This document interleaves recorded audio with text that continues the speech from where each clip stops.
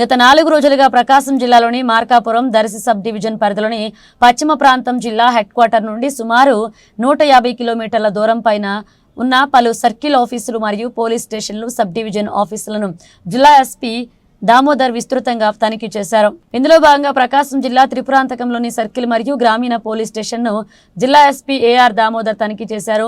Police స్టేషన్లోని reception, lockup, computer గది, retired గది పరిశీలించి పాత పోలీస్ క్వార్టర్స్, పోలీస్ శాఖకు సంబంధించిన స్థలాలు, పోలీస్ స్టేషన్లోని పలు రికార్డులను క్షుణ్ణంగా తనిఖీ చేశారు. పోలీస్ స్టేషన్ పరిధిలో లా అండ్ ఆర్డర్, నేర నివారణ వ్యూహాలపై తీసుకుంటున్న చర్యలపై అధికారులను ఆరా తీసి పలు సూచనలు చేశారు.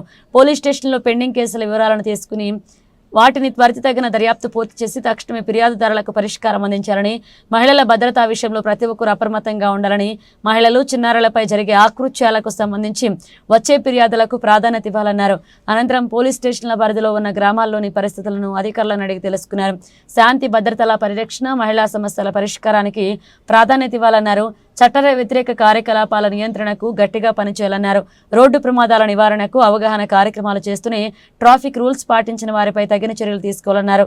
ప్రభుత్వానికి అనుగుణంగా సాంకేతిక పరిజ్ఞానాన్ని అందుకోవాలని, ప్రతి గ్రామంలోనూ సీసీ, డ్రోన్ కెమెరాల ఆవశ్యకత గురించి ప్రతి ఒక్కరూ కానిస్టేబుల్ గ్రామంలోని సీసీ కెమెరాల ఏర్పాటుకు ప్రజలకు మరియు వ్యాపారవేత్తలను ప్రోత్సహించేలా అవగాహన కల్పించాలన్నారు. గ్రామాల్లో శాంతి భద్రతలు నెలకొల్పడంలో సీసీ కెమెరాల కీలక పాత్ర పోషిస్తాయని, ఏర్పాటు చేసిన ఒక్క సీసీ కెమెరా 100 మంది పోలీసులతో సమానమని జిల్లా ఎస్పీ పేర్కొన్నారు. జిల్లా ఎస్పీ వెంట Darsi DSP Lakshminarayana, Tripuranthakam CI Asan, Tripuranthakam SI Shivabasavaraju, Kurichedu SI Shiva మరియు సిబ్బంది ఉన్నారు.